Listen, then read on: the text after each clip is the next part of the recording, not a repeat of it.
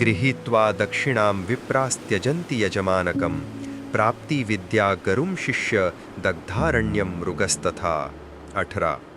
आचार्य चाणक्य जगरीतीची चर्चा करताना सांगतात की दक्षिणा घेतल्यानंतर ब्राह्मण यजमानाला सोडून देतात, विद्याप्राप्तीनंतर शिष्य गुरुला सोडून देतात आणि वणवा पेटल्यानंतर पशु वनाचा त्याग करतात. म्हणजेच ब्राह्मण दक्षिणा घेईपर्यंतच यजमानाजवळ राहतो. दक्षिणा मिळाल्यानंतर तो यजमानाला सोडून जातो व दुसरीकडचा विचार करू लागतो.